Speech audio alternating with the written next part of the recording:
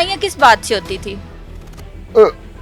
कोई ना खाने पीने का इशू था, घर उसका अपना था, काम उसका अपना था, अच्छा।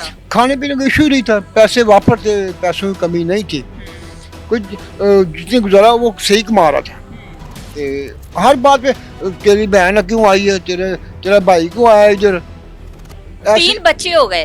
ऐसे ही खामखा वो भाई पीछे बाहर से आ रहा है उधर से, उसको बदतमीजी कर देनी, बच्चे जा रहे उससे बदतमीजी कर देनी, माँ से बदतमीजी कर देनी कि ये मेरे पास ना आए। अच्छा, तन्हा पसंद थी। तन्हा और पसंद। शौहर के साथ भी इसका रवैया नहीं सही था। वही रवैया था कि फर्ज करो घर में आना ना, घी और चावल लेके आने, चावल लेके आ, वो चावल लेके, घी किसने लाना था?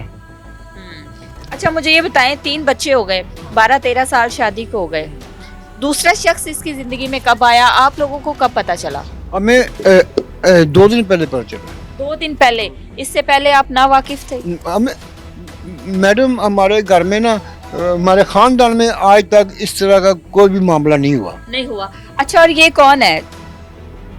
कौन जी? ये जो इसका आशना है वो हाँ जी। कौन है? वो इसकी फैक्ट्री में काम करता है लड़का, आसिफ की फैक्ट्री में। 8 माह पहले वहाँ आया है। ठीक है। अब जो ये पकड़े गए ना, इनके बकौल के हमारी 4-5 साल से रिलेशन है, अंडरस्टैंडिंग थी। हाँ जी। ठीक है। मैंने ही भेजा इसको आफसर के पास, के आफसर ने मुझे बोला था कि काम करने लड़का कोई नहीं है इस वक्त, अच्छा, अब तुम जा, उसको जरूरत है लड़के की, तू एडजस्ट हो जाएगा। ठीक है। लड़का आपने खुद ढूंढा था या उसने आप तक अप्रोच की थी? नहीं वो इसने नहीं बोला हमें। नहीं नहीं, मैं बात और कर रही हूँ। मैं ये कह रही हूँ, जब स्टार्ट में 7-8 माह पहले आया है वो लड़का, क्या नाम है उसका कातिल का? रिजवान का। अच्छा, रिजवान ने आप लोगों तक, आपके घर तक कैसे उसको रसाई मिली? खुद आया था जॉब का बहाना करके? कैसे? क्योंकि उसने कहा है ना कि मेरा ताल्लुक बहुत पुराना है, तो आपके घर तक वो कैसे आया?